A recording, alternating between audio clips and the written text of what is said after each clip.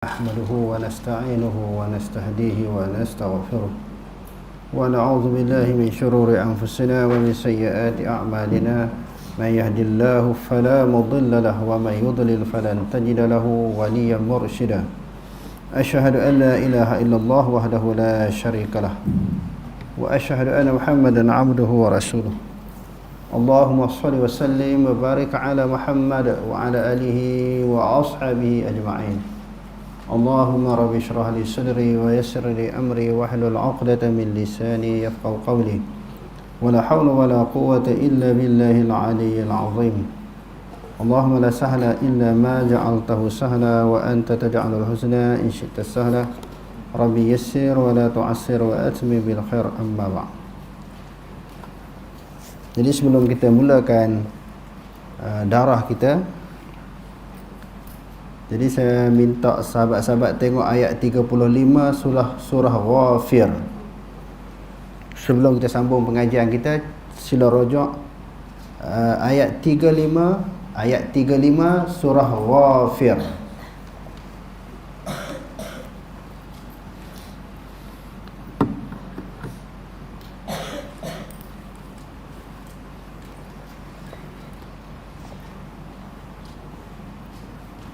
Dah jumpa? Pelajar-pelajar pun boleh tengok ayat 35 surah Ghafir.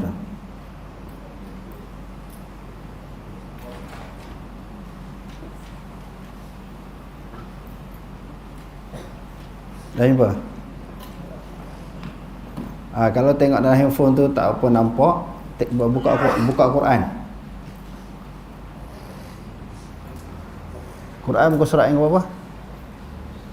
Tak jumpa lagi? 471. Buka Quran, buka surat 471.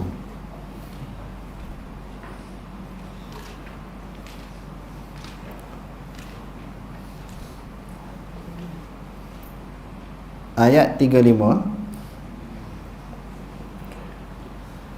Alladzina yujadiluna fi ayatillah, orang-orang yang membantah tentang ayat-ayat Allah, bi ghairi sultanin, tanpa keterangan ataupun bukti. Bi ghairi sultanin, tanpa keterangan, bukti ataupun hujah. Atahum, yang telah datang kepada mereka. Maknanya ada di kalangan manusia ini dia lawan ayat Quran tanpa hujah, tanpa dalil yang mereka jumpai, yang datang kepada mereka. Mereka memperdebatkan ayat-ayat Allah, menentang ayat-ayat Allah. Lalu Allah Subhanahu wa taala menyebut lagi, kabura maqtan 'indallah, amat besar kemurkaan ataupun kebencian di sisi Allah. Orang yang menentang ayat Quran ni, tak ada dalil, tak ada hujah, tak ada bukti, dia duduk lawan juga. Dia lawan kebenaran, walaupun di dalam keadaan dia tidak mempunyai dalil.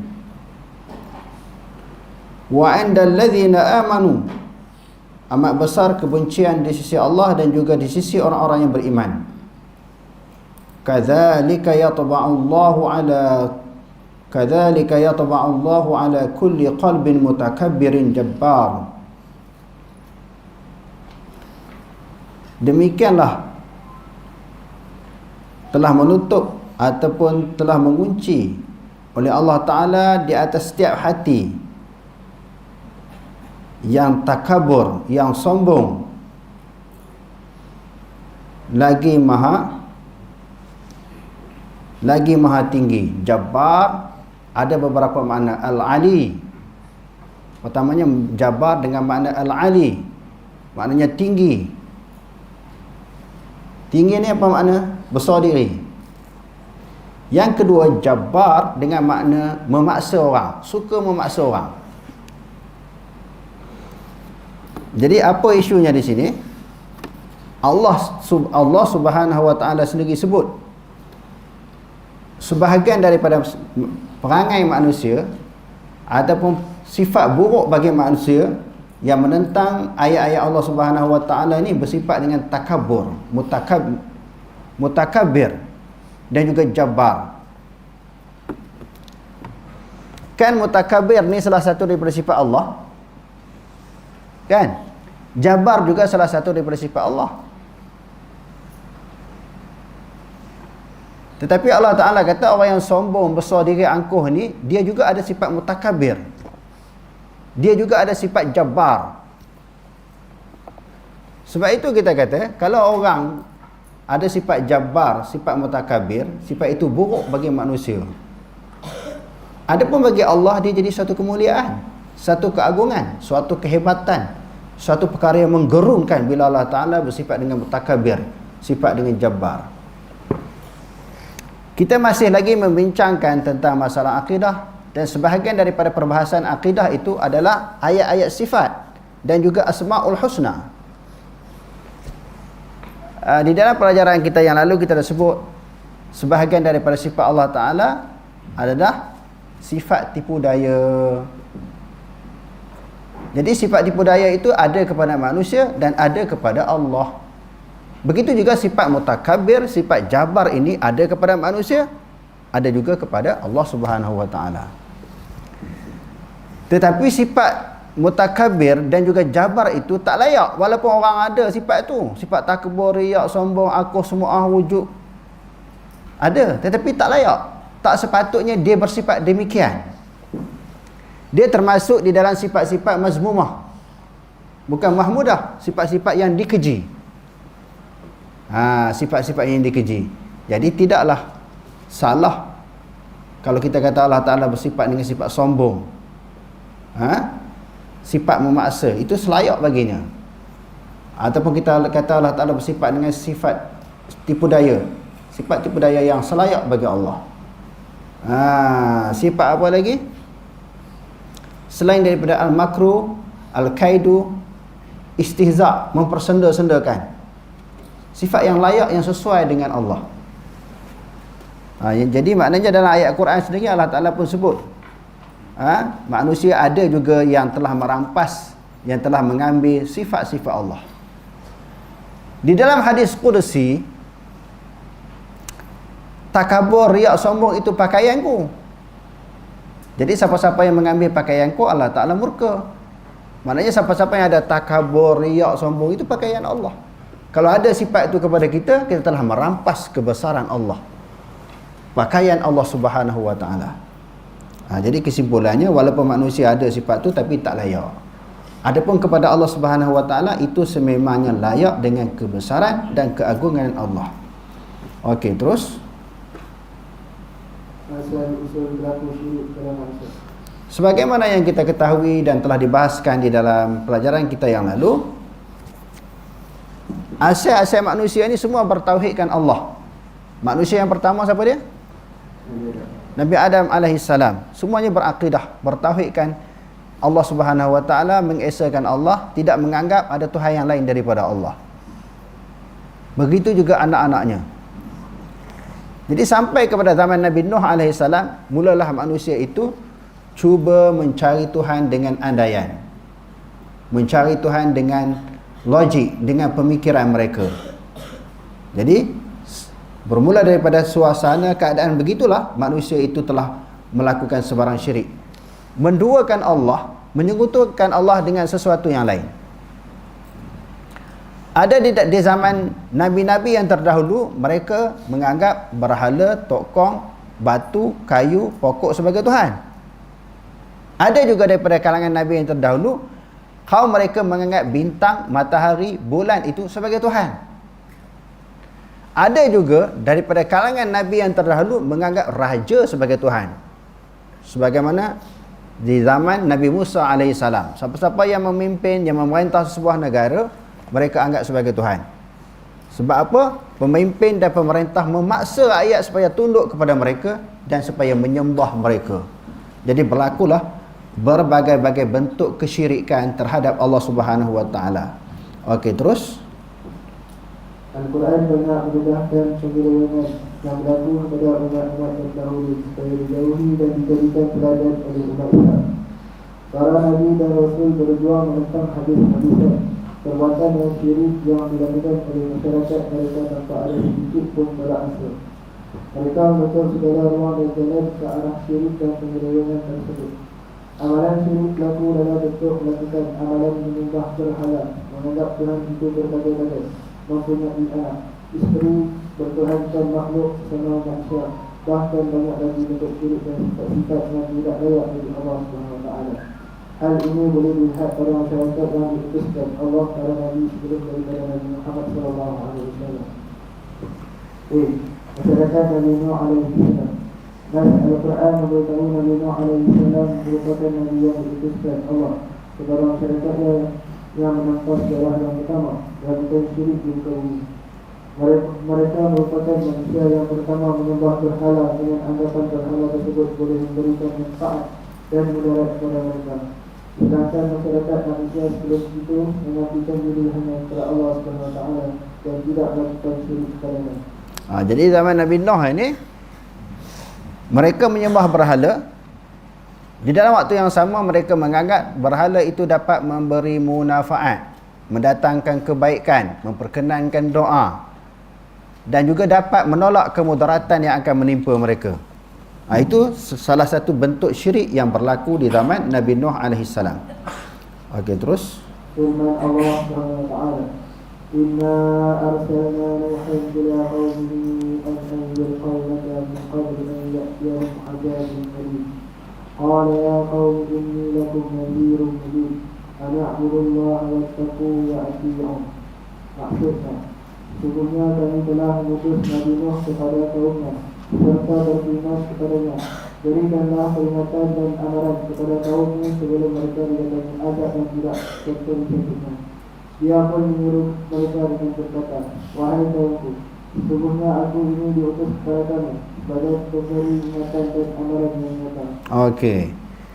Jadi Allah Subhanahu Wa Taala memerintahkan Nuh supaya memberi peringatan. Anzir. Apa makna anzir? Memberi peringatan. Tugas sebagai da'i ataupun pendakwah ni dia bukan sekadar mengajar. Sebab itu di dalam Al-Quran Allah Ta'ala suruh ketika Nabi dia balik daripada gua setelah dia beruzlah kan, dia dipeluk oleh malaikat Jibril tu, badan dia rasa tak selesa, macam nak demam, dia pun selimut. Yang dia kata kepada Khadijah radhiyallahu anha, zammiluni zammiluni, selimutlah aku, selimutlah aku. Ketika ada selimut tu turun ayat Quran pula, ya ayuhan mudaththir kum fa'anzir, wahai orang yang sedang berselimut, bangun beri peringatan. Bukan dia kata bangun pergi mengajar, pergi bagi tazkirah, bagi kuliah. Dalam tazkirah, dalam kuliah, dalam ceramah kena ada peringatan kepada orang supaya orang sedar, orang faham. Bukan sahaja kita cerita orang yang seronok, benda-benda yang seronok sahaja. Contohnya cerita syurga je. Cerita syurga semua orang seronok. Bila sebut neraka jadi orang takut. Dalam dakwah, dalam ceramah, dia kena ada peringatan, menyentuh sesuatu yang dilakukan oleh masyarakat. Kalau di zaman Nabi yang terdahulu orang sembah berhala, sebut sembah berhala ni sesat, menyekutukan Allah, menyeleweng, sembahan dan tindakan yang salah, kamu kena sembah Allah Ta'ala, sebut terang-terang. Sebab itu dalam ayat ini kata nadhirun, beri peringatan, mubinun, terang. Tak boleh kita duk main kona-kona ajaran Islam ni. Di dalam ayat yang lain, ya ayuhan nabi inna arsalnaka syahidan wa mubasysyiran wa nadhira wa da'iyan ila Allah bi iznihi wa sirajan munira. Nazir, bagi peringatan, orang suka ke tak suka ke, wajib kita kena terang sebagaimana yang dilakukan oleh para nabi dan para rasul. Jangan kita mengambil dia nak ambil kesempatan, mengambil peluang, kita bertaqiyah untuk supaya kita tidak ditentang, tidak dimarahi, tidak dimusuhi, kita cerita benda yang seronok je. Benda-benda yang menyentuh masyarakat, yang menjadi kesalahan, tindakan, perbuatan yang dilakukan oleh masyarakat itu salah, tak berani tegur.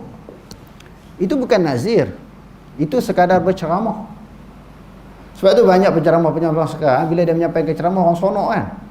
Penuh masjid, penuh surau, penuh dengan lawak, dengan cerita-cerita dongeng, dengan kisah-kisah palsu yang dihidangkan di atas media penceramah, di dalam tazkirah masjid, surau dan sebagainya. Nak bagi orang seronok lah. Nabi punya dakwah, para Nabi dan para Rasul bukan nak bagi orang seronok, nak bagi orang takut kepada Allah. Nak bagi orang kembali kepada hukum Allah, syariat Allah, agama Allah Subhanahu Wa Taala. Sebab itu, semua Nabi dan para Rasul semua dimusuhi oleh kaum mereka masing-masing. Semua dimusuhi, ditentang. Ada di kalangan Nabi dibunuh, ada di kalangan mereka dipenjara, diseksa dan sebagainya. Dia kata di sini, inni lakum nadhirum mubin. Sesungguhnya aku bagi kamu adalah memberi peringatan lagi nyata. Maknanya peringatan yang diberikan itu terang, jelas, mudah difahami. Okey, terus. Yaitu sembahlah kamu akan Allah dan bertakwalah padanya, serta taatlah kamu kepadaku. Al-Quran juga memerintahkan nama-nama berhala yang menjadi bahan sebahan masyarakat Nabi Nuh alaihi salam. Dan Al-Quran juga selain daripada menceritakan punca syirik, menyembah Tuhan yang lain daripada Allah, dan Al-Quran juga telah mendedahkan, membongkarkan nama-nama berhala yang disembah oleh orang kafir di zaman Nabi yang terdahulu. Okey, terus. Firman Allah SWT, Qala Nuhur Rabbi innahum asawni wattaba'u man lam yudhirhu maluhu wa waladuhu illa khasara wa makaru makran kubbara wa qalu la tadharunna alihatakum wa la tadharunna waddan wa la suwa'an wa la yaghutha wa ya'uqa wa nasra wa qad adallu katsira wa la yazidu adh-dhalimina illa dhalala. Maksudnya, Nabi Nuh merayu lagi dengan berkata, wahai Tuhanku, sesungguhnya mereka telah menderhaka kepadaku, dan mereka telah menurut orang yang harta bendanya dan anak anaknya tidak menagih melainkan kerugian di akhirat kelak. Dan mereka telah menjalankan tipu daya dengan merancangkan rancangan yang amat besar jahatnya untuk menentang seruanku. Dan kata-kata mereka menghasut dengan berkata, jangan kamu meninggalkan penyembahan Tuhan kamu, terutama penyembahan Wat dan Suwa dan Yahud dan Ya'uq dan Tanas. Dan sesungguhnya kata-kata itu telah menyesatkan kebanyakan dari umat manusia. Dan dengan demikian, janganlah engkau wahai Tuhanku menandai orang-orang yang dari itu yang kesesatan jiwa. Jadi ketua-ketua mereka, pemimpin-pemimpin mereka yang sesat ini kata, la tadharunna alihatakum. Jangan kamu meninggalkan menyembah Tuhan kamu. Siapa dia? Allah. Allah kena sembah. Tengok. Dalam keadaan sembah Allah Ta'ala, wala tadharunna wadda. Dalam waktu yang sama, wadda, suwa'a, yaghutha, ya'uqa dan juga nasra, kamu jangan tinggalkan juga. Ini nama-nama berhala. Asalnya 5 nama berhala ini, wadda, suwa'a, yaghutha, ya'uqa, nasra, ini nama orang. Asalnya nama orang. Nama orang yang soleh. Nama orang ni okey. Di zaman Nabi Nuh ni, orang ni memang orang yang soleh, orang yang baik, ahli ibadah. Jadi masyarakat ini sangat mengkagumi mereka, sangat menyanjungi mereka, sayang kepada mereka, kasih dan cinta kepada mereka.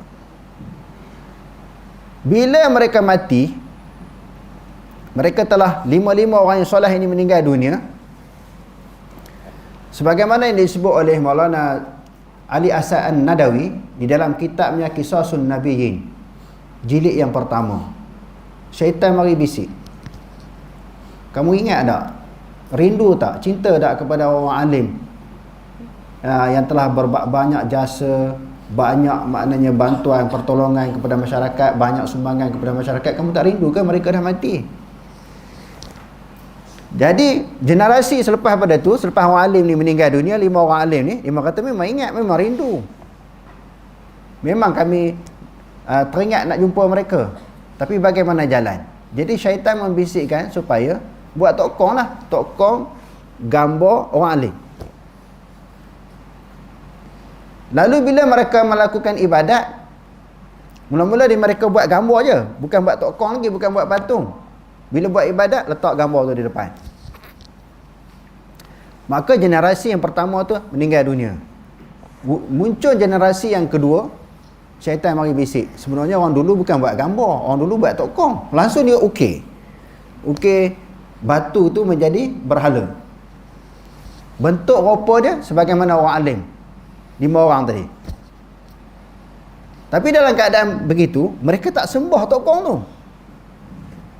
Hanya mereka buat tokong saja, buat ibadat, sembah Allah. Tetapi patung tu tak di depan, bagi melahirkan kasih sayang dan juga menghilangkan kerinduan mereka kepada 5 tokoh orang alim tadi. Generasi yang ketiga, bila buat tokong juga, sembahyang tak sembah. Syaitan kata sebenarnya orang dulu sembah.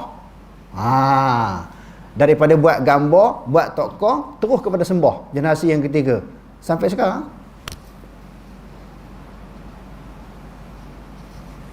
Mula-mula dia kata sembah Allah Ta'ala juga. Wa qalu la tazarunna alihatakum. Jangan kamu meninggalkan sembahan kepada Allah, sembah Tuhan. Dalam waktu yang sama, orang alim tadi pun kamu kena sembah juga. Itu dia kata syirik, sembah dua. Kalau sembah Allah Ta'ala saja tak panggil syirik. Syirik ni menyengutukan, menduakan, menganggap Allah Subhanahu Wa Ta'ala ataupun Tuhan itu berbilang. Lalu Nabi Nuh kata, wa qad adallu katsira. Mereka telah menyesatkan banyak orang. Wala tadidziz zalimina illa dhalala. Ya Allah, ya Tuhanku, jangan kamu tambahkan orang yang zalim. Siapa orang yang zalim? Orang yang syirik, orang yang murtad, orang yang sesat itu dipanggil zalim. Sebab apa? Inna syirka la zulmun azim. Sesungguhnya syirik itu satu kezaliman yang besar. Bunuh orang zalim juga, minum arak, judi, siksa orang, buat naya kepada orang, zalim. Zalim yang paling besar syirik, menyekutukan Allah dengan sesuatu yang lain.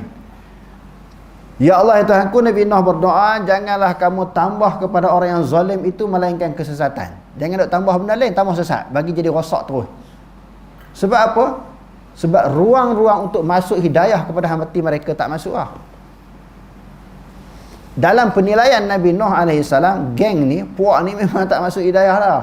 Doa, kita doa lah untuk dapat kebaikan, dakwah dah, panggil dah, seru dah, berjumpa dah, berdialog dah, bincang dah, nampak tak ada ruang masuk hidayah. Jadi bagi sesat terus. Jadi sebaik-baiknya doa dapat hidayah. Tetapi kalau tak nampak ruang, tak boleh masuk dah dakwah dah apa dah, bagi jadi sesat. Ini doa Nabi Nuh AS. Adapun Nabi Muhammad SAW, beliau sentiasa mendoakan kebaikan, hidayah, petunjuk kepada umatnya. Okey, terus. Berhala-berhala yang disembah itu pada asalnya adalah patung-patung orang yang soleh yang disebutkan dalam ayat-ayat. Asalnya orang yang soleh, 5 orang berhala tadi. Patung-patung tersebut pada asalnya dibina dengan tujuan untuk memperingati jasa orang-orang yang soleh disebut kepada masyarakat atau dengan lain perkataan hanya berfungsi sebagai tugu peringatan dan tidak lebih daripada itu. Namun apabila masa berlalu, namun syaitan mula memainkan peranannya. Angkat tinggi sikit, tak apa dengar, angkat tinggi lagi. Menipu masyarakat tersebut dengan mengatakan dengan meminta daripada patung-patung tersebut pergunakan hujan, rezeki dan lain-lain. Mereka beralasan tidak menyembah patung secara langsung, sebaliknya sebagai perantaraan untuk mendekatkan diri kepada Allah SWT. Firman Allah SWT, Ma na'buduhum illa liqarribuna ila Allah zulfa. Inna Allah yahkumu bainahum fima hum fihi yakhtalifun. Inna Allah la yahdi man huwa kadhibun kafar. Maksudnya, kami tidak menyembah atau memujinya, melainkan supaya mereka menggantungkan kami kepada Allah sehati-hatinya. Mereka juga orang musyrikin Mekah, dalam iktiqad mereka, keyakinan, kepercayaan mereka, sebenarnya mereka kata mereka pun tak sembah berhala. Cuma mereka jadikan berhala ini sebagai wasilah, sebagai perantaraan untuk mendekatkan diri kepada Allah dengan sedekat-dekatnya. Kena ada perantaraan, kena ada wasilah. Sebab andaian mereka dalam keadaan kita ni dosa banyak, salah banyak dengan Allah. Kita tak layak nak sembah Tuhan Allah Ta'ala ni. Dalam keadaan kita banyak salah, banyak dosa dengan Allah Ta'ala, kita kena cari perantaraan. Maknanya orang tengah ni lah, pakai kabel. Orang tengah ni ialah yang bawa kita punya amalan ibadat kepada Allah. Itu sebahagian daripada bentuk syirik. Bukan seolah-olah lagi mereka menganggap Allah Ta'ala perlukan perantaraan, perlukan orang tengah. Itu yang tak boleh tu. Duk minta kat kubur macam sekarang ni kan, kubur wali, kubur makam-makam. Yang tu yang jadi masalah tu. Kenapa tak direct kepada Allah Ta'ala? Dan sebahagian daripada kepercayaan jahiliah juga, mereka tawaf tapi dalam keadaan bertelanjang. Orang lelaki tawaf di siang hari, orang perempuan tawaf di malam hari dalam keadaan tidak berpakaian. Kerana kepercayaan mereka, bila kita buat dosa, minum arak, berjudi, buat maksiat kan, kita pakai pakaian. Jadi badan kita dipenuhi dengan kekotoran, dosa, kesalahan. Pakaian kita juga sama. Jadi bila nak tawaf, salah satu daripada bentuk ibadah, jadi takkan nak bawa pakaian yang penuh dengan dosa. Tu boleh lah. Mereka telanjang. Tu jom.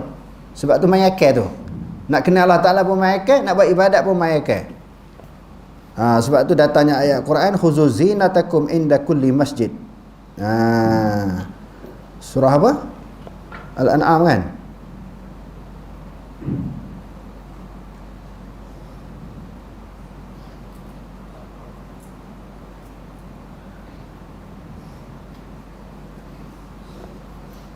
Surah Al-A'raf. Ya bani Adama khudhu zinatakum 'inda kulli masjidin wa kulu washrabu wa la tusrifu innahu la yuhibbul musrifin. Wahai bani Adam, ambillah perhiasan kamu ketika kamu pergi ke masjid. Makan dan minumlah dan jangan kamu membazir. Sesungguhnya Allah Subhanahu wa taala tak suka kepada orang yang melakukan pembazir, orang yang melampau. Musrif maknanya orang-orang yang membazir ataupun melampau batas. Musrifin. Jadi ayat ini nak bagi teguran kepada orang-orang jahiliah. Asalnya orang Islam memang daripada keadaan jahiliah, lepas tu masuk Islam. Bila dah masuk Islam, nak buat perangai jahiliah, nak tawaf dalam keadaan boling. Boling tu boling, tak berpakaian. Sebab apa? Pakaian itu mereka buat maksiat, dosa, bawa berserta dengan pakaian. Tak layaklah kita nak menyembah Allah yang Maha Agung, yang Maha Mulia ni bawa pakaian dosa, telanjang. Allah Ta'ala kata pakai pakaian.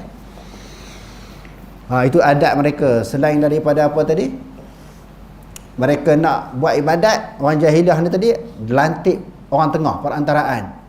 Lepas tu tawaf, mereka menanggalkan pakaian. Sebahagian daripada adat jahiliah lagi apa dia? Bila orang mati mereka buat apa? Buat makanan.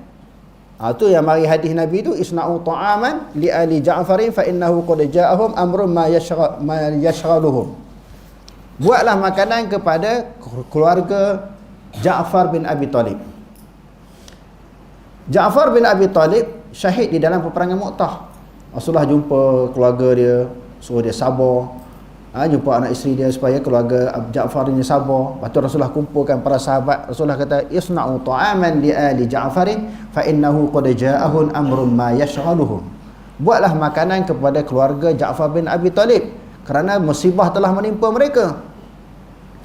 Biasalah bila kematian tu susah hati, sedih kan, banyak urusan-urusan yang perlu diselesaikan. Jadi sunnahnya jiran tetangga yang buat makanan kepada keluarga si mati, bukan si mati buat makanan. Jadi ini sebahagian daripada adat jahiliah yang diteruskan di zaman setelah masuk Islam, lalu digagalkan oleh Rasulullah, diperbetulkan, ditegurkan oleh Rasulullah sallallahu alaihi wasallam. Okey, terus. Sesungguhnya Allah akan menghukum di antara mereka dengan orang-orang yang tidak melakukan syirik tentang apa yang mereka berselisihan padanya.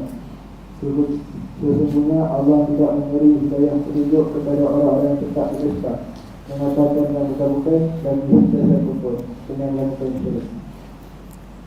Berdasarkan apa yang berlaku kepada masyarakat Nabi Nuh alaihi salam Islam mengambil langkah awal mengharamkan penggunaan patung makhluk yang bernyawa sebagaimana yang banyak dijelaskan dalam hadis Rasulullah sallallahu alaihi wasallam yang sahih. Di masyarakat Nabi Ibrahim alaihissalam, masyarakat Nabi Ibrahim alaihissalam menyembah berhala, cakrawala, bintang, matahari, bulan dan juga jumlah manusia yang dianggap berkuasa. Nabi Ibrahim alaihissalam berusaha mengajak mereka ke arah mentauhidkan Allah dan mengedudukan Allah dan siapa. Usaha baginda itu dianggap oleh masyarakatnya sebagai menentang kepercayaan arus perdana masyarakat mereka. Namun baginda tetap tidak pernah demi berhujah dengan masyarakatnya itu sehingga masyarakatnya kalah dalam berhujah. Akhirnya mereka mengambil keputusan untuk membakar Nabi Ibrahim alaihissalam dengan cara mencampakkan baginda ke dalam unggun api yang marak menyala. Jadi menggunakan cara kekerasan ini bukan sahaja di zaman sekarang, bahkan di zaman dulu. Bila nabi-nabi berhujah dengan kaum mereka, pemimpin mereka, raja mereka kalah, lalu mereka menggunakan kekerasan. Sebagaimana yang berlaku kepada Nabi Ibrahim alaihissalam, dicampakkan ke dalam api. Okey, terus walau bagaimanapun setelah dicampakkan ke dalam api tersebut, Allah Subhanahu wa taala telah menggagalkan rencana mereka dengan cara memerintahkan api tersebut menjadi sejuk dan keluar daripada tabiatnya yang asal, yang kebiasaannya akan membakar sejak sesuatu yang dicampakkan ke dalamnya. Ini Allah Ta'ala jadikan suatu perkara amrun khariqul lil adah, perkara yang mencari adat yang luar biasa. Di sudut hukum adat, hukum kebiasaan, bila sesuatu dicampakkan ke dalam api, maka terbakar. Kayu ke, kita katakan daun ke, khotah ke, manusia ke, campak dalam api, dia terbakar. Tapi dengan kekuasaan Allah Subhanahu wa taala yang Allah Taala bagi kepada Nabi Ibrahim ni, yang disebut sebagai mukjizat, maka duduk dalam api ni tak terbakar. Okey, terus Nabi Ibrahim alaihissalam keluar dengan selamat daripada api itu. Firman Allah Subhanahu wa taala, "Qulna ya naru kuni bardan wa salaman ala Ibrahim." Maksudnya, kami berfirman, hai api, jadilah engkau sejuk serta selamat sejahtera kepada Ibrahim. Bukan sejuk saja. Sejuk ni kadang-kadang boleh mendatangkan mudarat. Macam kita duduk dalam tempat peti air yang beku tu kan, boleh mudarat. Sejuk yang memberi kesejahteraan, yang menyelamatkan Nabi Ibrahim. Okey, terus Allah Subhanahu wa taala memuji Nabi Ibrahim alaihissalam kerana sikap baginda yang tidak berganjak dalam mengajak masyarakatnya ke arah agama tauhid, dan ia menjadi contoh yang sepatutnya diikuti oleh umat Islam. Firman Allah Subhanahu wa taala, "Qad kanat lakum uswatun hasanatun fi Ibrahim wal ladzina ma'ahu idh qalu liqaumihim inna bura'a'u minkum wa mimma ta'buduna min dunillahi kafarna bikum وَبَدَا بَيْنَنَا وَبَيْنَكُمُ الْعَدَاوَةُ وَالْبَغْضَاءُ أَبَدًا حَتَّى تُؤْمِنُوا بِاللَّهِ وَحْدَهُ إِلَّا قَوْلَ إِبْرَاهِيمَ لِأَبِيهِ لَأَسْتَغْفِرَنَّ لَكَ وَمَا أَمْلِكُ لَكَ مِنَ اللَّهِ مِنْ شَيْءٍ رَبَّنَا عَلَيْكَ تَوَكَّلْنَا وَإِلَيْكَ أَنَبْنَا وَإِلَيْكَ الْمَصِيرُ. Maksudnya, sesungguhnya adalah bagi kami pada bawaan Nabi Ibrahim alaihissalam dan pengikut-pengikutnya. Contoh ikutan yang baik semasa mereka berkata kepada kaumnya yang kufur iman, sesungguhnya kami berlepas diri daripada kami dan daripada apa yang kami sembah yang lain dari Allah. Kami kufur ingkarkan segala penyembahan kami, dan dengan ini nyatalah perasaan permusuhan dan kebencian di antara kami dengan kami selama-lamanya, sehingga kamu menyembah Allah semata-mata. Tetapi janganlah dicontohi perkataan Nabi Ibrahim kepada bapaknya, aku akan memohon kepada Tuhanku mengampun dosamu, dan aku tidak berkuasa menahan azab besar dari Allah titik dua pun daripada menimpanya. Berdoalah wahai para orang yang beriman, sebagaimana Nabi Ibrahim dan pengikut-pengikutnya berdoa ketika mereka membutuhkan kaumnya yang kafir, dengan berkata, wahai Tuhan kami, kepada Engkau lah sahaja kami berserah diri, dan kepada Engkau lah kami rujuk bertaubat, serta kepada Engkau lah jiwa tetap kembali. Agama yang dibawa oleh Nabi Ibrahim alaihissalam juga dikenali dengan nama agama Hanif. Agama Nabi Ibrahim dikenali dengan agama apa? agama Hanif. Apa makna Hanif? Bebas daripada sebarang syirik. Bersih ni maknanya bersih daripada sebarang syirik. Sebab tu Nabi Ibrahim, setelah dia mendirikan Kaabah dengan Nabi Ismail AS, apakah doa yang didoakan oleh Nabi Ibrahim? Permohonan permintaan Nabi Ibrahim kepada Allah. Ingatlah doa tu. Wa idh yarfa'u Ibrahimul qawa'ida minal baiti wa Ismail Rabbana taqabbal minna innaka antas sami'ul alim. Rabbana waj'alna muslimaini laka wa min zurriyyatina ummatan muslimatan lak wa arina manasikana wa tub alaina innaka antat tawwabur rahim. Rabbana wa ba'as fihim rasulan minhum yatlu alaihim ayatika wa yu'allimuhumul kitaba wal hikmata wa yuzakkihim innaka antal azizul hakim. Ini sebahagian daripada doa Nabi Ibrahim. Di antara maksud doa Nabi Ibrahim itu wa yuzakkihim. Apa maksud wa yuzakkihim? Apa maksud wa yuzakkihim? Dalam ayat itu Nabi Ibrahim berdoa zuriat keturunannya ni dilantik Nabi.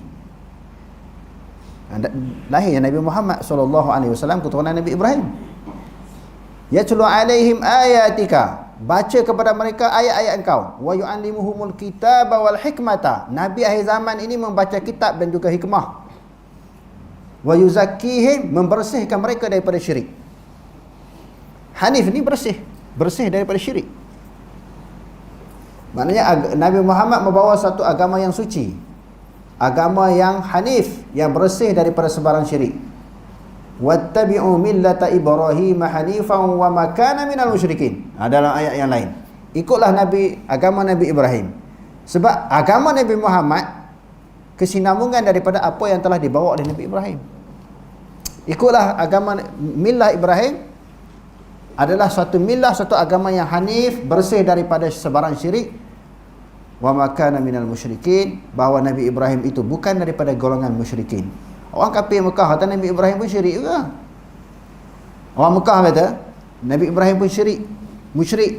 Allah Ta'ala kata tak, agama Nabi Ibrahim adalah agama yang hanif, lurus, bersih, suci daripada sebarang syirik, dan dia bukan daripada kalangan orang yang musyrikin.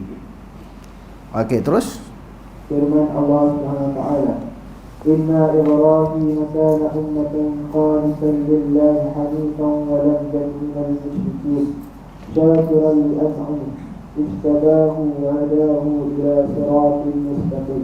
Maksudnya, sesungguhnya Nabi Ibrahim adalah merupakan satu umat, walaupun dia seorang diri. Dia takut bulat-bulat kepada Allah, lagi berdiri teguh di atas dasar tauhid, dan dia tidak pernah menjadi dari orang-orang yang musyrik. Dia sentiasa bersyukur akan nikmat Allah. Allah telah memilihnya menjadi Nabi dan memberi hidayah kepadanya ke dalam yang lurus. Syakiran li'an'umih. Apa maksud? Sentiasa bersyukur di atas nikmatnya. Nabi Ibrahim tadi, nikmat Allah Ta'ala ini banyak yang Allah Ta'ala bagi kepada Nabi Ibrahim.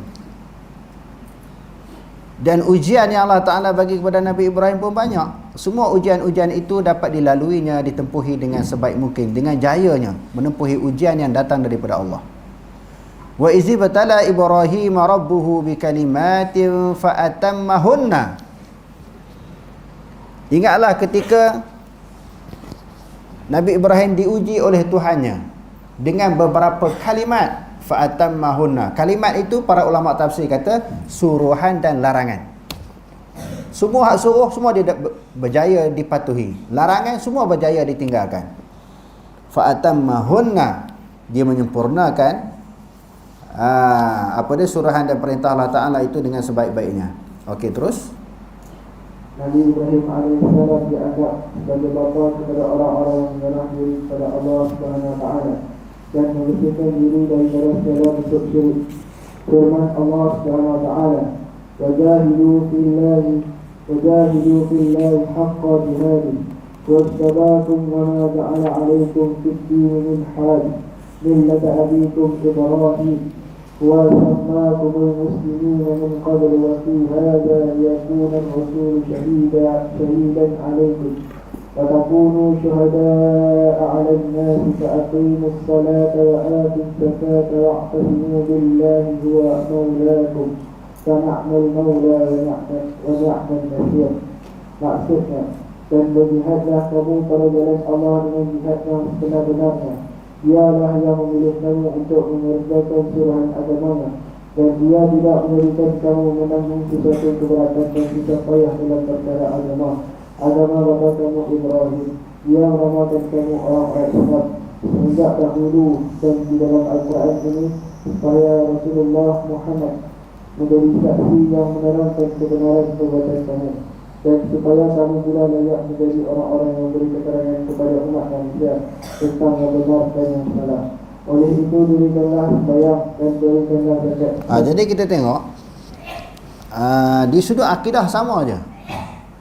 Zaman Nabi Adam sampai Nabi Muhammad sallallahu alaihi wasallam. Sebagaimana selalu kita sebut. Jadi yang bezanya sudut syariat. Walaupun zaman dulu aqimus salata wa atuz zakah. Nabi Ibrahim menunaikan sembahyang dan juga menunaikan zakat, tetapi sesuai dengan syariat pada ketika itu. Okey, terus.